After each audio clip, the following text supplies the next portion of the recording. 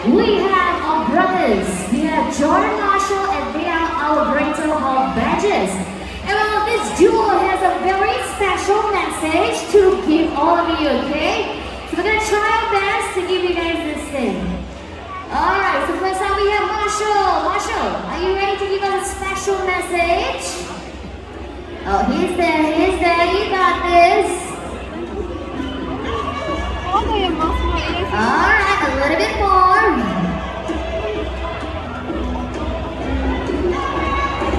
Alright, slow and steady, Marshall. It's okay, it's all part of training progress right over here, okay? It's okay. John, do you want to try? And I think he's too tight, what do you? He's okay, he's trying his best, you guys. Alright, John, help your brother out a little bit, okay?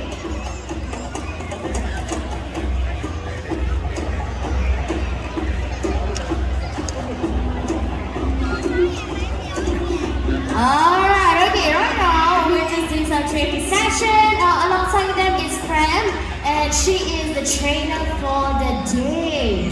So what we're trying to do with the banners right now is to show you guys how they actually put the banners, okay? We're gonna try this again. You got this, John. Alright, there you go.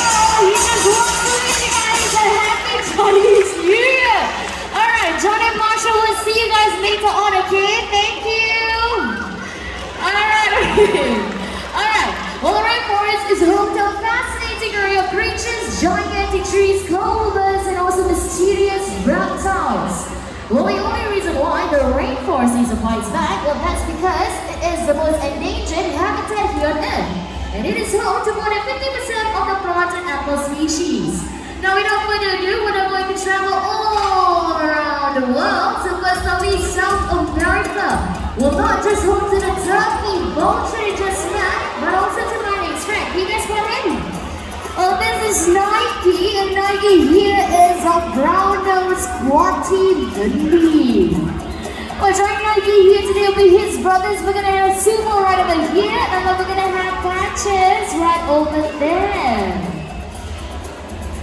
So Quaddies, they are keen sense of smells and hidden some of their favorite treats around the stage area, and we'll see if they're able to find them all. Well, of course, with the help of their sharp claws, which enables them to rip apart rotten lumps and toss rocks. Well, Quaddies are omnivores, so they eat fruits and, of course, vegetables. Alright, okay, one interesting fact about the Quaddy bunny snout is that it is so flexible, it can bend to different angles, just like the elephant's trunk. Well, I think we look like we left with Patches right over there. Did you find your last tree? I think he did. How about we give him a big round of applause for his job well done? Alright, okay. From the rainforest of South America, we are now going to travel to a small and beautiful island called Madagascar. The next two animals, they're black and white, and quite famous for the movie and the song that goes a little bit like this. You remember that movie, right? Because right now, we are about to meet our retail leaders. Just give me a moment. This is one of our training sessions that we have, and I have to bring Bibi down along with me. Alright, okay, well, retail lemurs, they are social animals, so when they're on the ground, they leave the tail high up in the air and wave it just like a flag to ensure that the group stays together. Okay, today I'll be showing you guys some of the tools that we use while training our animals. Maybe he's okay. I know it's a little bit crowded out there. Come. Alright, what I'm holding with me is called a target. A target is an extension to the trainer's hand to point the animals to go for point to point. Good job. Alright, baby, we gotta go downstairs again. So I'm gonna try to get Bibi a little bit closer to all of you guys, okay? Let's see if he's motivated. Come on, you got this. Alright, you guys, just a heads up. When Bibi is coming a little bit closer, please do not try and touch him, okay? Alright, there you go, my Bibi. Alright, okay, so right now today we're gonna show you some agility behaviors because lemurs, they can jump up twice their height. So I'm gonna, where you going? Okay, you know what? Let me get him back. Come. B, that's not your part. Okay, Ellen. BB wants to follow you. Just hang on. Overly attached. Where's my other boy? Okay, you know what? It's all part of training sessions. B, where are you going? He went all the way there. Alright, then you wanna swap me? We can try. Now the boys are up here. What are you guys doing? I think they are. Alright, okay, well, lemurs, they can do up to about 24 of them in a group. And it's all female dominated. Alright, I think it's coming down. You know what, we can okay, you know what, let's give them a time out for now, okay? How about we give them a big round of applause for the effort of coming up? It's okay. Alright, okay, that's alright. Okay. Right now we are gonna take it up to the skies to meet up with a species of bird that is often mistaken to be a toucan, but they're not. Keep a good lookout for our trumpeter hornbill. We are gonna have Shade, and Shade is gonna make a few flights across the amphitheater. So Shade, anytime that you're ready. Alright, let me just see. She should be out in the tree of life right over there. Okay, you see that small hole in the tree? There you are. Hi, Shade.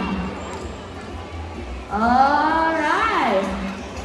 Let me just try and call her. There you go. This is our trumpeter hornbills. They are native to the African region. And when she gets closer to you guys, okay, just take a look right on top of her head. The large thing is actually called a cusp. And the cusp is made of keratin, the same substance of our hair and our fingernails. Don't worry, it's not heavy for her. Shadi weighs lesser than 600 grams. And for those of you guys who are locals here in Singapore, you guys can find very old species of hornbill.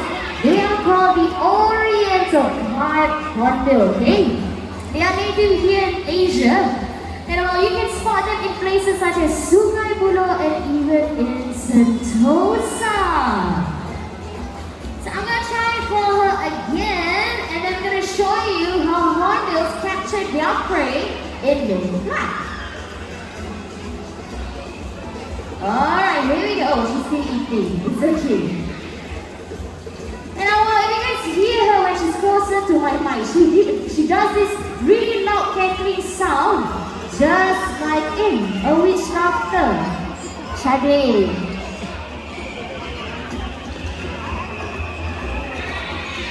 Alright, there we go. Can you guys hear that sound? Alright, so right now, I'm gonna see if she's able to do this again. Shade. There we go. Big round of applause for Shade.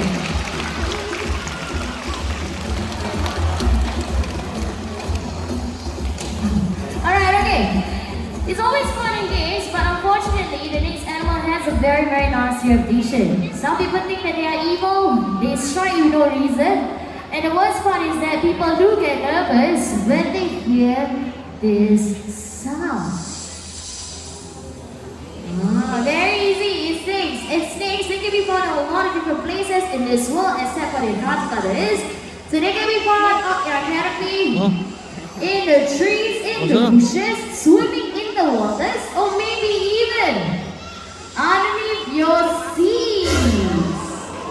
Who's my lucky guess? It's a bear with snakes. Everybody has it? You wanna check? No. Nobody has it? No. Okay, you know what? Just calm down. Let me help you find the snake, okay?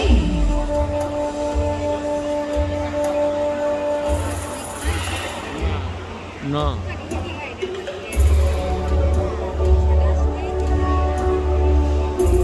Where's the snake, Ivan?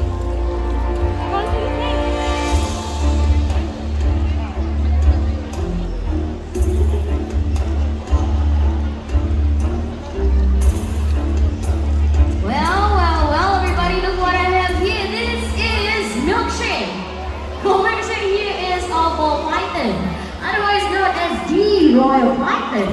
Well, first of all, they call me ball pythons because when they get scared or nervous, they curl themselves up into the shape of a ball, somewhat like this. Today we'll shake a little bit shy, okay? You shake, everybody wants to see you. Alright, okay. Secondly, they call the royal python is because it is believed that a legendary Queen Cleopatra used them as ornaments around her neck and also on her wrists. So I have a very quick question for all of you guys, okay? Pythons, they are constrictors, so are they venomous? Yes or no? So many answers. How many of you guys think yes, they're venomous? How many of you guys think no, they're not venomous? Oh, not bad. Last question is, how many of you guys don't know the answer? Honest people. Alright, okay.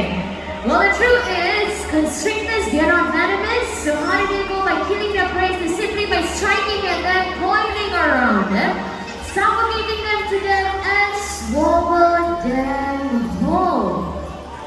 Believe it or not, snakes can open their mouth 4 times the size of their head. And well, if you see snakes in the wild, please do not go and touch them, okay? Just leave them alone. And while beautiful snakes like milkshake here are often found in the exotic pet trade. But I'm not going there just yet, you guys, because right now we are about to meet yet again. Oh, no veggies. Okay, you know what? Let's cut it short. Ladies and gentlemen, the animals that you guys have just seen here today, their friends are fighting a losing battle, and that's because of us men. We create pollution, we create massive deforestation, and we're also responsible for the illegal pet trade. But the next segment, I need you guys to watch carefully and start to think whether you want to be part of the problem or start being a part of the solution. So take a minute and have a look.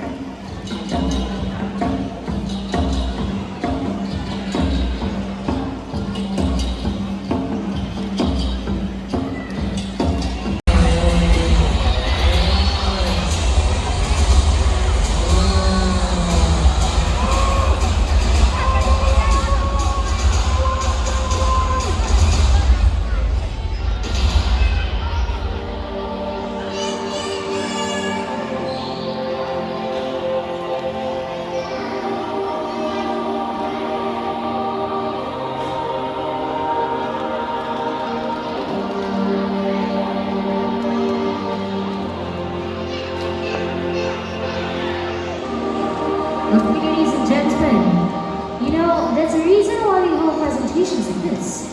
Well, sadly, it has been said that in 30 years' time, all the rainforests will start to disappear.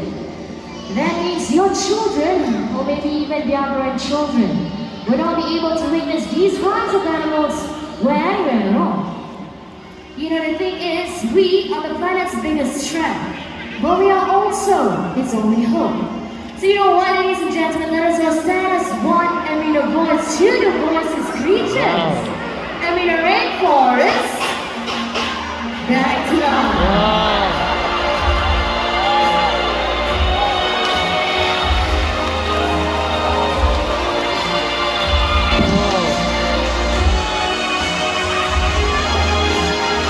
Well, on behalf of the animals and also my colleagues who make this show possible, my name is Nat. Thank you, take care, and enjoy the rest of your day in the Singapore Zoo.